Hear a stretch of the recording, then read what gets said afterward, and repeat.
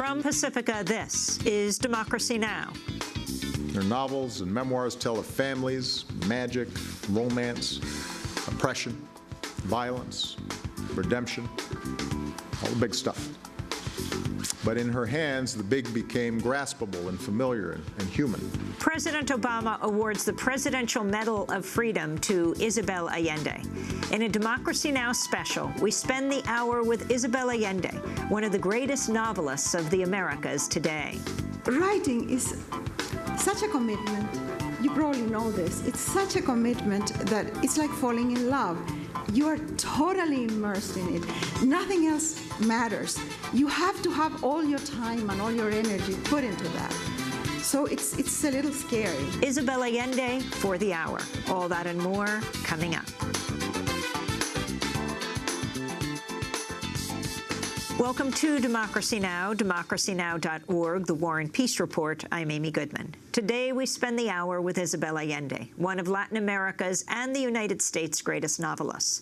She's the author of 20 books, including The House of the Spirits, Paula, Daughter of Fortune. Her latest is a mystery novel based in the Bay Area titled Ripper. Her books have been translated into 35 languages, sold over 57 million copies around the world. Isabel Allende now lives in California. She was born, though, in Peru in 1942 and traveled the world as the daughter of a Chilean diplomat. Her father's first cousin was Salvador Allende, Chile's president from 1970 to September 11, 1973, when Augusto Pinochet seized power in a CIA-backed military coup in Chile. Salvador Allende died in the palace that day. Isabel Allende would later flee from her native Chile and lived in exile in Venezuela. On Monday, President Obama awarded her the Presidential Medal of Freedom. When Isabel Allende learned that her grandfather in Chile was dying, she started writing him a letter. Night after night, she returned to it until she realized she was actually writing her first novel. She never really stopped. Her novels and memoirs tell of families, magic, romance, oppression, violence, redemption, all the big stuff. But in her hands, the big became graspable and familiar and human. And exiled from Chile by a military junta, she made the U.S. her home. Today, the foundation she created to honor her late daughter helps families worldwide.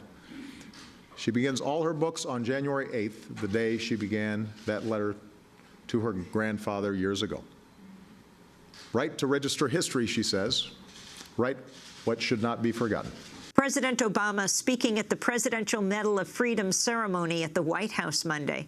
In April, I conducted a public interview with Isabel Allende at the Americas Society Council of the Americas here in New York, shortly after the publication of her latest book, Ripper. We start with the day she begins every book. Isabel, why do you start your books on January 8th? Discipline. Well, I started because my first book, I was living in Venezuela, and my grandfather was dying in Chile. And I started a letter for him on January 8, 1981, that became The House of the Spirits. And then out of Kabbalah, luck, I started the second book and the third book on the same date. But then my life got really complicated with a lot of stuff that has nothing to do really with writing, but writing brings it to me. And so out of discipline, I have to set out several months a year in which I don't see anybody, I don't travel, I don't do anything but writing. And in order to clear the calendar, I need a day to start. You know, writing is such a commitment. You probably know this. It's such a commitment that it's like falling in love. You are totally immersed in it. Nothing else matters. You have to have all your time and all your energy put into that. So it's a little scary. If I didn't have a day to start, I would be procrastinating forever, waiting. I said we'd start off by talking about Ripper, but we'll use you as a model, as a person who engages in free association and never sticks to what you say you're going to do. So let's stick with that first January 8th, when you began House of the Spirits. Talk about the writing of that first book. I mean, no one had read your work before. You had no idea. I had no work. So How did you end up outside of your country, Chile? We had a military coup in Chile in 1973, and the lives of Chileans changed, some for the better, many for the worse. And many Chileans left the country. I was one of them. I didn't want to live in a dictatorship. So I left the country, and I was always thinking that I would go back very soon, that it was a very temporary situation. And so I looked for a country that would be where I could speak the language, because I was a journalist, and I thought I could work as a journalist in Spanish only, and a country that had a democracy and where it was possible to work. And that the only country in Latin America at that point that offered that was Venezuela. Venezuela was rich, generous, open doors for everybody who wanted to come to work, Spanish speaking, and I thought I could work as a journalist, which I couldn't actually. But that's how I ended up in Venezuela, and I ended up doing all kinds of odd jobs before I could ever envision the idea of started writing. And so how did you do it? You had your family there. I had my husband, my former husband, and 2 children. But my husband got a job in the middle of the jungle, and I saw him every 2 months, more or less. So my life was very lonely. It wasn't leading anywhere, a feeling of everything was flat for me, and I was already 39 years old. I hadn't achieved anything. I felt that my life was over, really, until this miracle happened that I started writing this book. And so you wrote every night after dinner? Yes, I worked 12 hours a day, 2 shifts in the school. So I would leave home to be at the school at 7 o'clock in the morning, and then come home after 7. And so after we had dinner, I would go to the kitchen and write in a portable typewriter. There were no computers then. When I think that I wrote 560 pages of a manuscript in a portable typewriter, with type-picks, with carbon paper. I don't think I had carbon paper. I just had 1 copy, the first copy. If you needed, for example, at one point I needed to change a name because my mother said, "Why did you give the villain the name of your father?" So I said, "Who cares, Mother? You divorced him a long time ago," but she wouldn't take it. So I had to change it, and I had to find another name that had exactly the same number of letters so that I could put every page back into the machine, put type-picks, and type the name. And that's how we worked then. It's incredible. And so you finished your manuscript. You had hundreds of pages. What did you do with them? I showed it to my mother, and my mother said, "I suppose this is a novel, not very good, but it's a novel." And so she sent it to several friends that she had that were publishers in Argentina, a publisher in Venezuela. Nobody even answered. Never got a rejection letter because nobody read it, and nobody answered. And then one day, a person who worked in one of the publishing houses, she was a receptionist, called me and she said, "No one is going to read this manuscript. It's a dirty, long manuscript by an unknown female. Who is going to read this thing? You need an agent." And I didn't know that agents for literature existed. I thought that they were only for sports. And she said, "No, they do exist, and there's one in Spain that is very famous." And she gave me the name, and then I found the address and sent it to Carmen Balcells in Barcelona, and she published the book. She got the book published. So the book was first published in Spain in Spanish. And she got it published because the publishing house wanted a book by Juan Marcé, and she was representing him. And she said, "Okay, I'll give you the book if you take this other woman." Nobody wanted me. And then he said, "Okay, yeah, bring it on." And then that was, I would say, September when the book was published. By October, it was the Frankfurt Fair. And every publisher in Europe wanted the book. So it was a sudden success that never really happens. It was really a miracle. And it has sold millions and millions of copies since all over the world. Where are the millions and millions of dollars, I ask all the time. I have, according to the numbers, I have sold 60 million books. Let's say that I would get $1 per book, not even 10 cents. So that gave you confidence to write your second book? Well, Carmen said, when she received the manuscript, Carmen said, "This is a very good book, but everybody can write a good first book because it is the story of their story. Everything that they have experienced and everything they remember, everything that is important to them will be in that first book. The writer is proven in the second book." And so immediately I started to write a second book to prove to her that I could be a writer.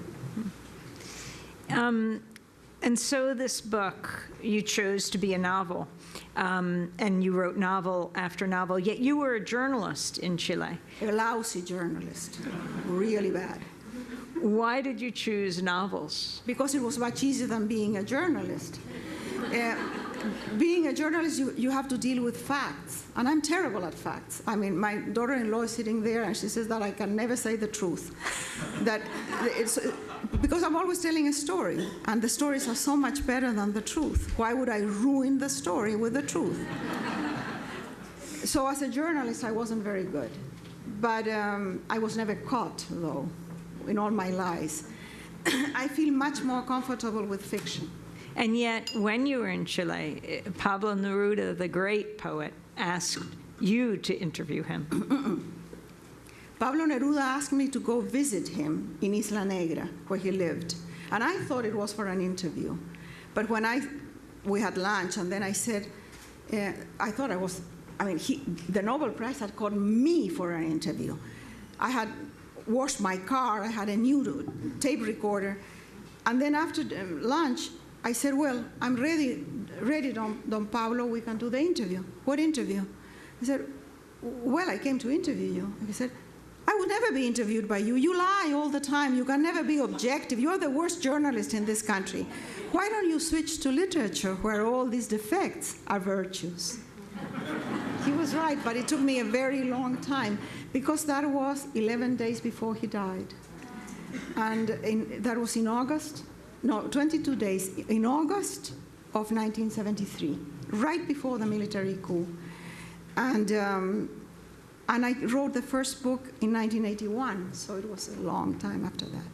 What was his funeral like? What was the response in the country in this extremely heated time? Was the funeral before the coup?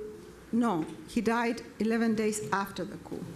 And it was a time of terror for the people of the left. I mean, all the communists were outlawed, so they were either running away trying to get out of the country or in hiding or arrested. The people who would have, it would have been a national funeral. I mean, if he had died before, he would have had 3 days of mourning for the country. But that day, it was raining. I remember the day exactly because I was there.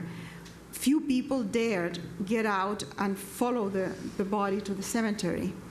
And the ambassador of Sweden, a very tall man in a black, long coat, was in the funeral. And I thought because there were military with machine guns on both sides of the street, and I thought, if they fire, they will not kill this guy. He's an ambassador. So I was clinging to his coat and walking behind him and praying that nothing would happen. And then as we passed a construction site, one of the workers shouted. When I think about this, it's so emotional. He shouted and said, "Pablo Neruda, presente." Everybody responded. And then he said, "Compañero Salvador Allende." And everybody shouted, "Presente." Something that you could do, that would mean death at that point. So those people, I don't know how many we were, maybe 150, I don't know, or 200. We were walking behind them. It was a very emotional moment. Isabel Allende, the Chilean-American novelist, will return to my interview with her in a moment.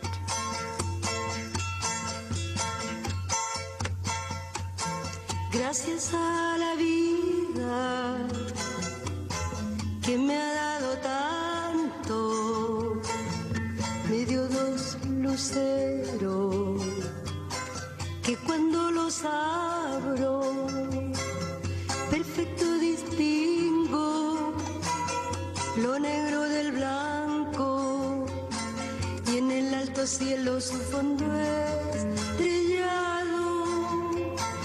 en las multitudes el hombre que yo amo. Gracias a la vida que me ha dado tanto,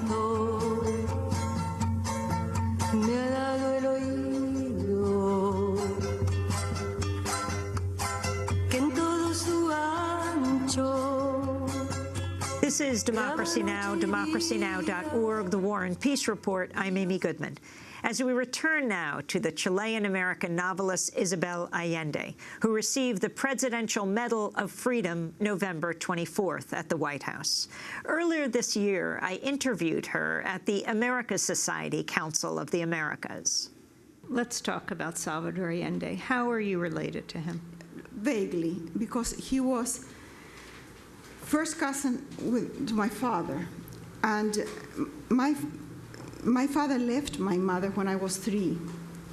He really abandoned her in Peru with 2 babies, and my mother gave birth to my brother at home a few days later.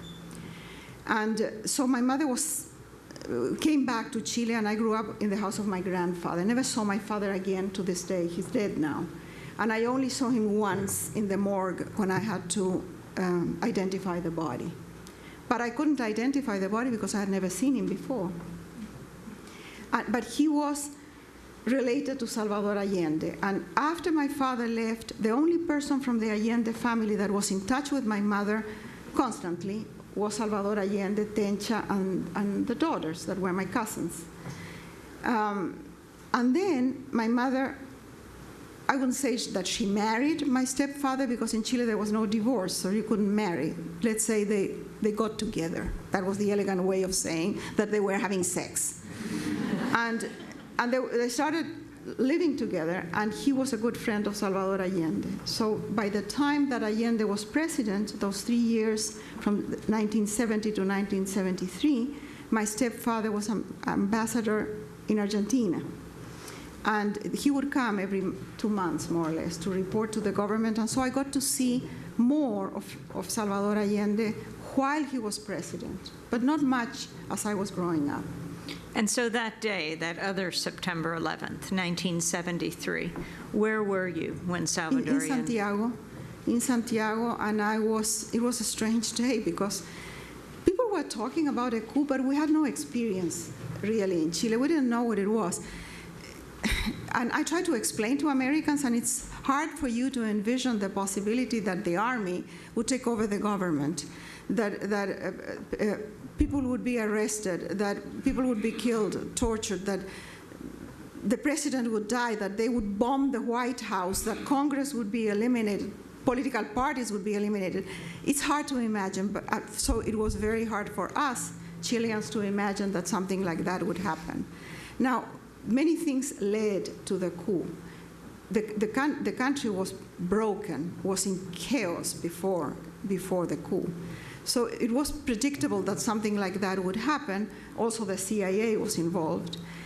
But we didn't know. And the day of the coup, I got out of my house, I went to work, and the streets were empty, except pockets of workers that were waiting for buses that never came, and military trucks that were, and that was all you could see in the streets. And then very soon you could hear the planes and helicopters. And I went to we didn't have a phone, so I went to a friend's house to phone my mother-in-law to get the children from school. My children were walking to school. And I said, you have to get the children. So I went to this friend's house, and this woman was horrified because her husband had left very early. He was a teacher in the Instituto Nacional, which is downtown Santiago, close to La Moneda, to the palace. And so I said, I'll go and pick him up. And I don't know what I was thinking. I went in my car. My car was a little Citroen painted with flowers. I had painted flowers, so it was camouflage. And I had painted it with flowers because the only car that was made in Chile was this Citroen, and it came only in gray and light blue. So you parked your car and you would never find it again. You would spend an hour trying to find your car. So I painted it with flowers, and I would always find it, but also everybody else in Chile knew that it was my car, no? So I went with this car, I can't believe it, all the way downtown Santiago in the middle of the military trucks to pick up this guy, this teacher. And I got to the Instituto Nacional, all the doors were open, there was nobody there, soldiers running one way and the other, and I just parked the car and walked into the Instituto, and then the guy who was there, a receptionist or someone, a janitor or someone said, Don Osvaldo is up there on the roof. So I went to the upper floor, and from there we saw the bombing of the palace. And we heard in his little radio the last words of Salvador Allende. So I remember that very vividly, because this man, who was this obese man, cried like a baby. I mean, he was devastated. And I couldn't quite understand what was going on. It was so unbelievable that I didn't get it. And then I got him in the car, and we used back roads, and I got him home somehow. And I got to my house very late, but I got there, and my mother-in-law had picked up the kids, and everything seemed fine until we started hearing the news on TV and the curfew. And we had 2 days of curfew that you couldn't go out at all. So I didn't have a phone. It was such a strange thing. Did you understand then that your cousin had died, that Salvador Allende? I did understand, because I had a TV program at the time, and the producer of the program was married to one of the firemen that took the body of Allende out of La Moneda. So he saw him, and he told his wife, and his wife told me. And so I knew the same day. And I went to my mother-in-law's house to call my parents. My parents already knew. The world knew. But in Chile we didn't, because everything was, the press was controlled, except Radio Cooperativa, I think, was the only one that was still working. Was there a funeral for Salvador Allende? No.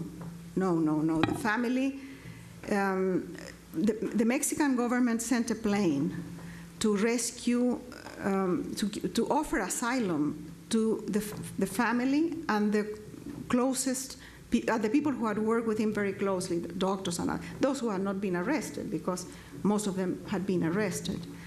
And Tencha stayed until they placed the body in a provisional, unmarked tomb. And it stayed there for many, many years. And then there was, much later, when after 30 years, the body was properly identified and properly buried. So the funeral of Pablo Neruda came after the death of Salvador Allende? Yes, and that's why people were shouting, Salvador Allende presente. That clearly has so informed your works, or been a backdrop, even though they are novels. It is. I mean, I totally think that if I had stayed in Chile, I would not be a writer. And I would still be a lousy journalist, but a very happy one. Many lives changed in Chile, not only with the coup. Before, when Allende was elected, that was a horrible situation for many people in Chile. And half the country did not support the government. So from a distance, you can see both sides and understand that what happened was the consequence of Allende being elected in the first place during a time of the Cold War, when the United States was never going to allow a socialist government. They already had Cuba, so they would never allow it. Maya's notebook, the coup plays a key role in the characters that Maya meets when she goes to Chile. Yeah, Maya it's a strange book, because it came, the idea of Maya's notebook is a teenager, a girl, who gets in trouble, in deep, deep trouble. And the inspiration was my granddaughter, Nicole, who was 15 at the time. Gorgeous. She looked like Jennifer Lopez at 15, and she had the brain of an 8-year-old, and a boyfriend from hell. So we were horrified. We thought that this girl would never make it into adulthood because she would get in all kinds of not deep trouble, because the father and Lori were watching constantly. Her mother's in the front row. You must be careful about what you say. My son is a geek, a computer geek. So he hacked everything. And he would always catch Nicole right on the edge when she was going to do something really stupid. The father was waiting there because he had hacked the computer. So Maya had her own NSA, watching everything. He would read every keystroke. Every step of it. And now she's in NYU. In NYU, she is in the volleyball team. She has a wonderful boyfriend. Everything is fine, but we were scared. So I thought, if I write a book about all the things that could happen to Nicole, they won't happen, because it doesn't work that way. It's the other way around. If it had happened and I write about it, it's fine. But if you write about it, it won't happen. So I thought, I'm going to exorcise all the evil that could happen to Nicole by writing a horrible book. And so I have this horrible teenager that gets into deep trouble. And then she has a grandmother, who's, of course, a wonderful grandmother. So smart, a Chilean exile, just by coincidence. And this grandmother saves the girl by sending her all the way to Chiloé in the southern part of Chile. What was the trouble she got in, Maya? Everything. She started with petty theft and marijuana and the horrible boyfriend and all that. And then she ends up in Las Vegas being pimped by a gang of drug addicts and drug dealers. And she ends up in the streets of Las Vegas, destroyed. And there the grandmother picks her up, finds her finally, this wonderful grandmother. And she finds her and sends her to Chiloé. Why would she send her to Chiloé? Well, because she's Chilean. Why to Chiloé? Because she is the only person in the world that she can ask the favor of taking care of this creature that is a mess. And who is this person? And so I started creating the story. And that's the other part of the book, the part that happens in Chile. And the person who rescues her in Chiloé is someone who has a past linked to the time after the military coup. And why Chiloé? Tell us first. Why Chiloé? Because Chiloé is a magical place. Chiloé is an archipelago in the south of Chile that was sort of disconnected from the continent for a very long time. It was the last part of the territory that became part of the Republic. So it was attached to Spain for a very long time and very isolated, with the worst weather in the world, according to Darwin. These are not my words. And so the winter is very long and hard. So the people who lived there for centuries were just the people who were born there. Nobody went to Chiloé except a few crazy Scandinavians, maybe, or Germans, but no Chilean. And then suddenly it became sort of fashionable for Chileans to go. And then it became a touristic place. And now it has changed completely. It has a main island and many small islands that when the tide is up, they are disconnected. But when the tide is down, sometimes you can even walk from one to another. It's a very strange place with its own mythology, with its own beliefs, customs. Because the winter is so long, life happens around an iron stove that is always warm, winter and summer, in the middle of the house, and everything happens there. People drink mate and tea and tell stories. It's really magical. And I've spent time there, and I thought, where would I send her that is like the end of the world, where the gangs from Las Vegas will never find her? Chiloé. And since the CIA might have been involved, the disconnect was very important because she was attached to all of her gadgets, like so many young people. Yeah, the worst punishment for her was to leave the cellular phone behind. and the internet and everything. There's only one internet cafe, and she doesn't even have the money for the internet cafe. So I had fun writing the story because of the research in Chiloé. That was wonderful. We went with Lori and my son and my husband, and we spent some time with a great guide that took us all over and told us all the stories. We even ended up in a cave with the witches. The witches are just these young women, beautiful, wonderful young women who get together. They call themselves las brujas, and they have this. It's like a circle of women, and it's very intimate because it's in this kiva, which they call it el ruco or la ruca. That is like almost underground, dark, and magical. All the stories are just great. But this issue of drugs is one that does touch you closely at home. With Nicole, you wanted it not to happen. But can you talk about the own parallels in your family?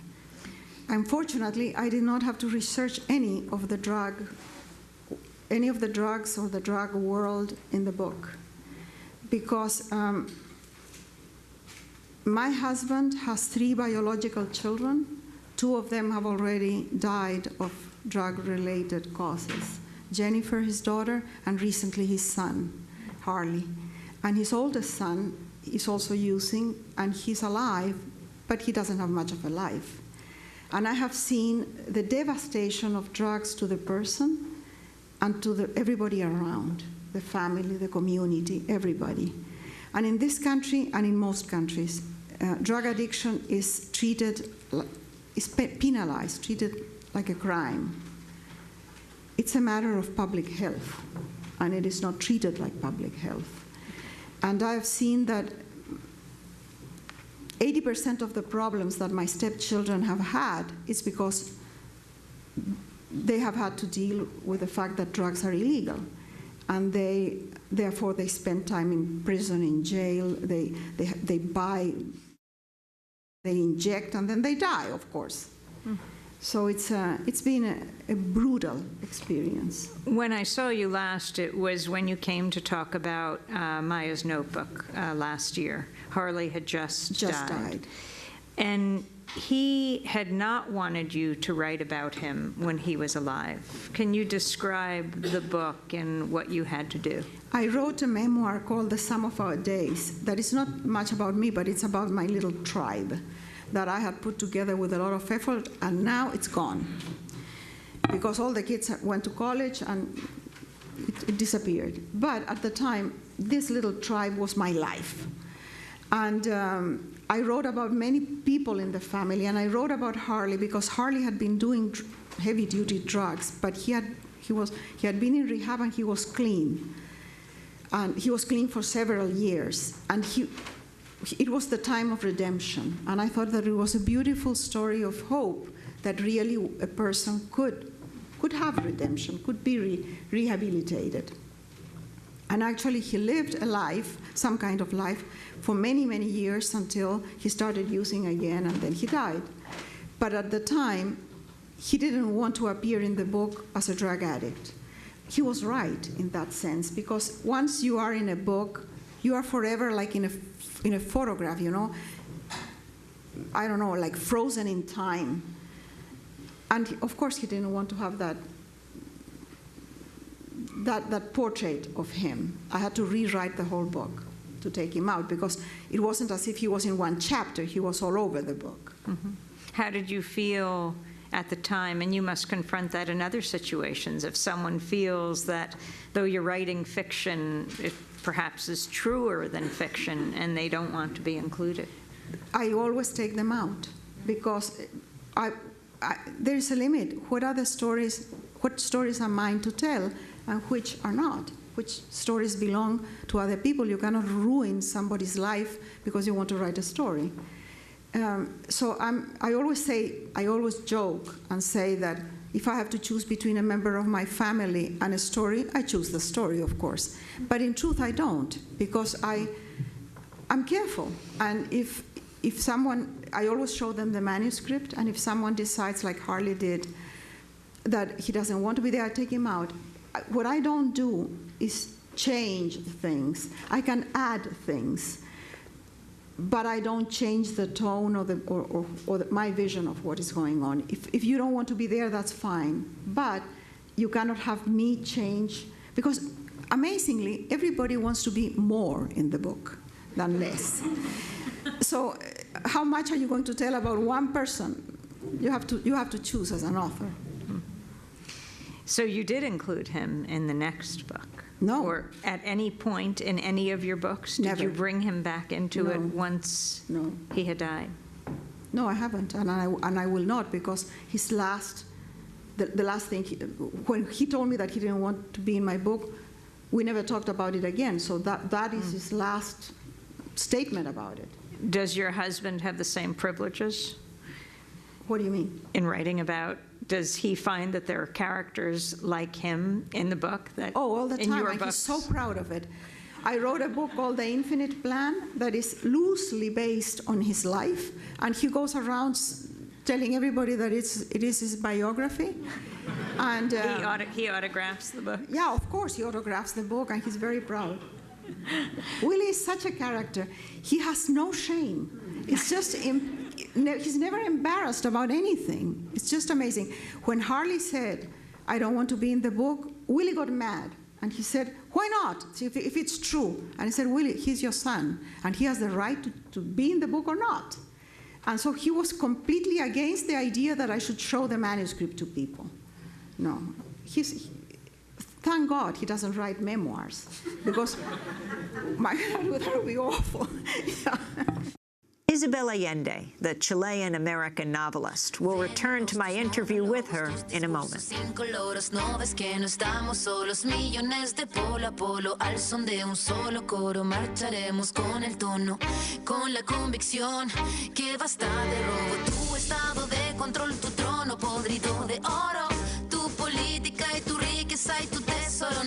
La hora sonó, no permitiremos más tu doctrina del shock.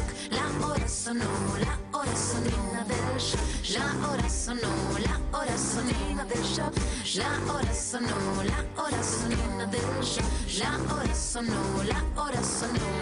Mi país es solo corporaciones, ¿quién tiene más acciones? Trozos gordos, poderosos, decisiones por muy pocos. Constitución pinochetista, derecho pues de hilo fascista, golpista disfrazado de un indulto elitista. Cae la gota, cae la bolsa, la toma, se toma la máquina, rota la calle, no calle, la calle se raya, la calle no calle, debate que está y ya todo lo quitan, todo lo venden, todo se lucra, la vida, la muerte, todo es negocio, bajo tu toldo, semilla, pascuala, me todo venenos, tus monólogos, tus discursos incoloros, no ves que no estamos solos, millones de polo a polo, al son de un solo coro, marcharemos con el tono, con la convicción que basta de robo, tu estado de control, tu trono podrido de oro, tu política y tu riqueza y tu tesoro, no, la hora sonó, no permitiremos más tu doctrina del shock, la hora sonó. This is Democracy Now!, democracynow.org, the War and Peace Report. I'm Amy Goodman. As we return now to the Chilean-American novelist Isabel Allende. On November 24th, she received the Presidential Medal of Freedom at the White House. She is most well known of all of her books for House of the Spirits.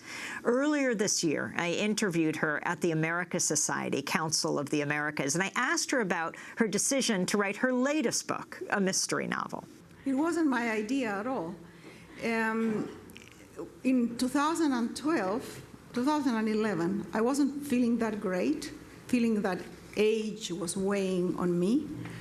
And I decided that I was going to retire and have a great life, finally, instead of working all day. And my agent said, well, I support the agency. So she said, no, you can't retire. Why don't you write a novel with your husband, who is a crime novelist, William Gordon? If you have not read him, please do. He would love it. And so we started talking with Willie about the possibility of writing a book together. And of course, we ended up fighting terribly, and nothing happened. And then January 8th, 2012 came, and we didn't have anything. And I started all my books on that date. so I went to my casita where I work with nothing, just the idea of a crime novel and nothing else. So then I started showing up in front of the computer, and the universe conspires to make it happen. First, I saw my granddaughter playing a role-playing game called Ripper online, and I thought, well, I will use a bunch of kids that play this game to be my detectives. And then I attended a mystery writers conference, and I learned how to kill people, which is fascinating. There are many, many ways that you can kill without being caught. Actually, if you are caught, you're really stupid, because there are many ways of doing it without being caught. And then can you tell us 5 easy ways? 5 easy ways. For undetectable example, ways? Poison is a wonderful way. Pushing the people out of cars is an excellent way also. Or in the metro, I mean in the freeway, anywhere. There are many ways. I can give you a class. Actually, the Chronicle called me licensed assassin. And now my husband, who thinks that he's a better writer than I am, at least of crime novels, he's always looking over his shoulder, always terrified. In fact, a number of the people in your book are somehow related to Willie, your husband, either carrying his book, related son of the novelist. Yeah, I paid homage to him because his sleuth is a guy called Samuel Hamilton. And so in my book, I have his son, who is just like the father, solving crimes also. And he didn't know that. And I dedicated the book to him, and when he read the manuscript, he found his character in the book, and he was so touched. I don't think that I've ever been loved more than when he read that in his book. Talk about writing this mystery novel and the kind of research you did for it, and how it's different from writing your novels. Well, I have been writing a lot of historical novels, and they require huge research and to be so careful with every detail, because historians are watching and they will find any little mistake. And the last historical novel I wrote was Island Beneath the Sea. 4 years of research about slavery, the worst possible subject. I got sick with it. And so when I wrote Ripper, I had to research about how to kill people, which is it's fun, but it's not slavery. So I had this feeling of writing with a light heart, tongue-in-cheek, having fun. Even the research was fun, because the people I asked, or the people that helped me with the research, were fun too. For example, Dr. Lyle, who is a very funny man, and he's an expert in all forms of forensic medicine. So he has a website. You can even look at the website. He has a blog, and he gets questions. So I read the questions, and I get my murders. For example, one question from one reader says, Dr. Lyle, if I inject a blood thinner on my victim, and then I stab her 13 times, and I hang her upside down in the shower, would the blood congeal on the bathtub? Isn't that wonderful? Absolutely wonderful. I would have never come up with that. The idea that you can shoot poison that has been frozen in the shape of a bullet, and you shoot someone, it doesn't leave a mark, and it penetrates the skin, and the person doesn't die immediately, so it cannot be connected to you. You just come to me if you need to eliminate somebody. I can tell you 1,000 ways of doing it that are elegant, perfect. But it was not only how to kill that you researched, because a lot of your story takes place at a holistic health center, how to heal. Yeah, well, that healing center, I didn't have to make it up. I didn't make up anything. Most of it really happens. I researched North Beach, the Italian neighborhood in San Francisco, and the holistic clinic, the healer is based on a friend of ours called Ana Cejas, who lives in Argentina. And she is the healer that was the model for the book. Now, all the things that they do in this holistic clinic, they do in San Francisco, and my husband does it because he was diagnosed by mistake with a terminal illness. And so there was nothing that traditional medicine could do for him, and he started doing all kinds of alternative medicine. So now I'm an expert in all kinds of stuff, acupuncture, yoga, crystals, you name it, astrology, everything can be used. Reiki. Of course, Reiki, and all kinds of supplements and herbs and sacred water that you bring from Brazil and all kinds of stuff. Have you tried any of this? Yeah, he's alive. Sorry? My husband is alive. He should be dead. He should be dead, but I think that he's already outlived his death sentence for like 6 months, thanks to all this holistic stuff. Aromatherapy? Of course. He's completely allergic to perfumes. I can't wear cologne, but he wears a string with a medallion, and he puts every day a different perfume in there, this aromatherapy thing. So it's, for example, jasmine is for one thing, the geranium for some other, and sometimes he mixes it. He smells like a whore. The whole house smells. So I'm not into aromatherapy. You also have a character in Ripper where you clearly had to do a lot of research into soldiers who come home. In fact, Ryan is in the Special Forces, was in the Special Forces. Yeah, Navy SEAL. I have a person who works in the foundation, an adorable, complete hippie, Sarah Kessler, who is a great researcher. So I said that I needed a soldier. I don't know anything about the military. I really needed to get all the information as part of the research. In 24 hours, she got me a Navy SEAL that was willing to talk. They are very secretive. And we flew together to Washington and spent 3 days with him. And he gave me the character. I didn't have to invent anything. The character was done. Explain who Ryan is and his struggles with PTSD. Former Navy SEAL that had to retire because he was terribly wounded. He lost a leg, and he has post-traumatic syndrome. And he's obsessed with an incident that happened in Afghanistan in which he was involved. And he killed a family. Of course, it was an operation that didn't work out. And an operative, I think you call it. I don't know what you call it. And so the story is wonderful, the story of the guy in the book. And then I added the dog, because I'm a dog lover. And so we have the Navy SEALs, well, the military have, I think that in Afghanistan alone, like 2,300 dogs, war dogs. And these are very special dogs that cost a fortune to train, and they are considered like soldiers. They have all the military honors of soldiers. It's very interesting. His name is Attila. Attila, yeah. How do you come up with your names? With a name, because this is how I came up. Many years ago, I had to carry a flag in the Olympics. By mistake. They made a mistake, and I ended up carrying the flag with other people, not alone. The flag is huge.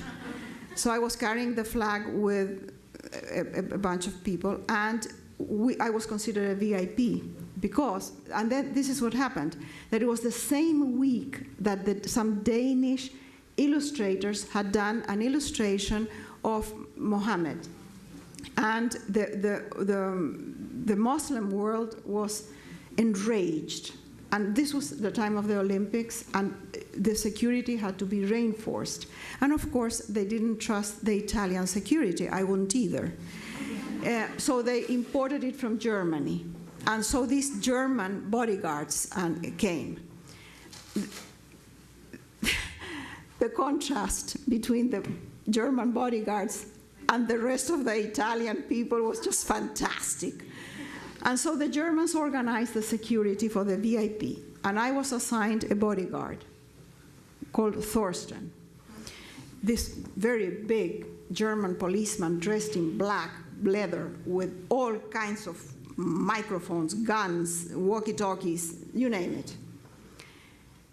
He looked terrifying, and he had the soul of a damsel, a really soft person, wonderful.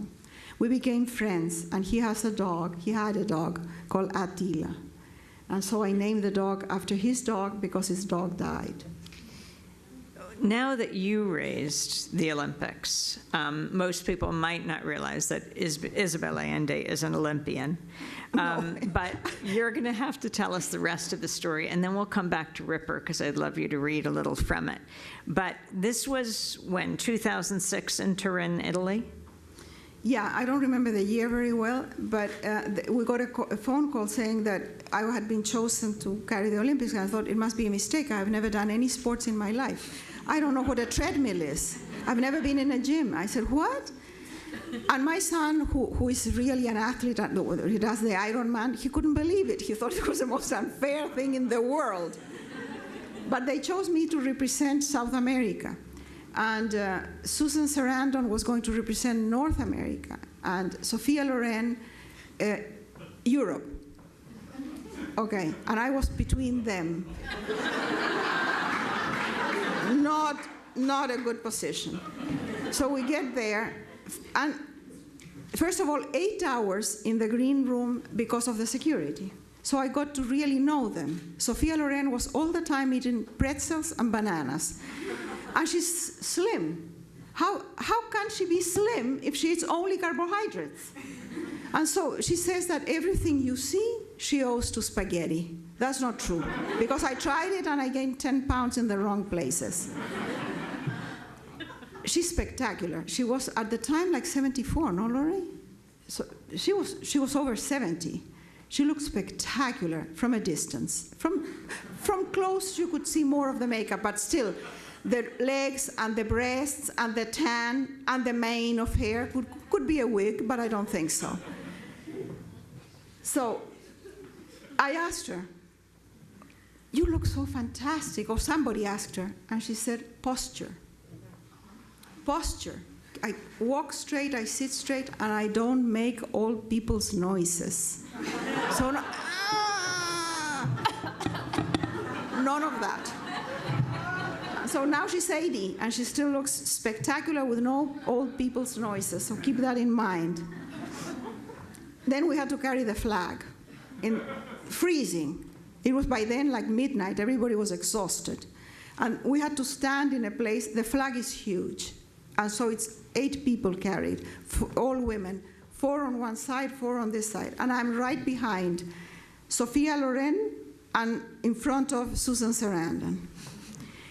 Then we get to carry the flag, lift the flag. Sophia, everybody puts the flag on their shoulder, and I have to carry the flag like this.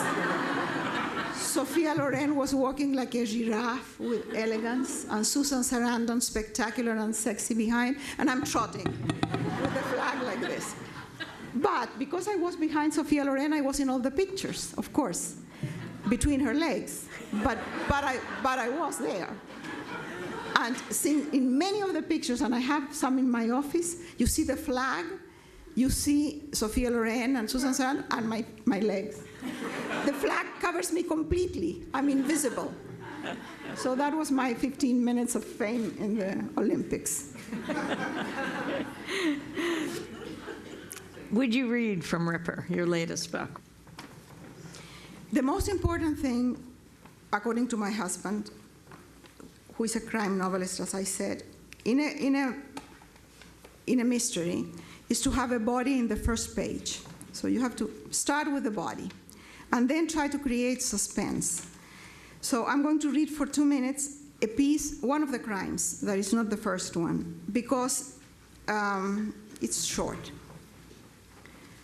Rachel Rosen sensed something behind her, a shadowy presence like a bad memory. She stood motionless, engulfed by the same fear she had felt in the garage.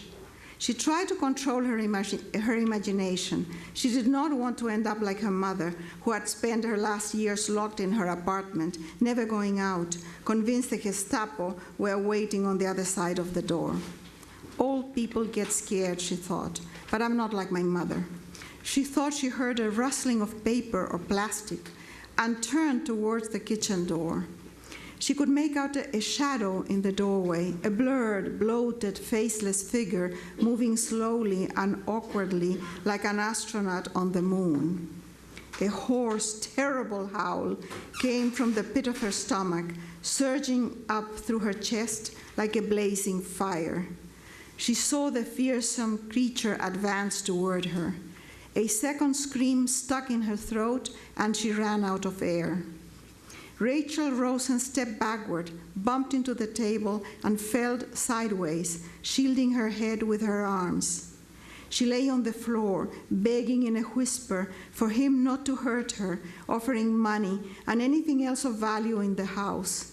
Trembling, she crawled under the table and curled up, bargaining and weeping for the 3 never-ending minutes she was still conscious. She did not even feel the pinprick of the needle in her thigh. Are you planning to write another mystery novel? Not right now. I wish I could do that in the future, but because I had so much fun. But right now I'm writing, I don't know, a book that is not going anywhere. We'll see. Have you ever started a book that you didn't finish? No. I've always finished it because I show up every single day until it happens. What is your daily ritual for writing? I'm a day person, so I write early in the morning. I start very early in the morning. I write usually all day. Do you eat breakfast first? I drink coffee, 2 cups of coffee, and sometimes a toast. I don't need to eat much when I'm writing, that's the truth. I have so much fun writing. And I spend all day writing. Now I have to get up every 45 minutes and walk a little bit around the garden because my back hurts. And then I take out the dogs twice a day, and that's it.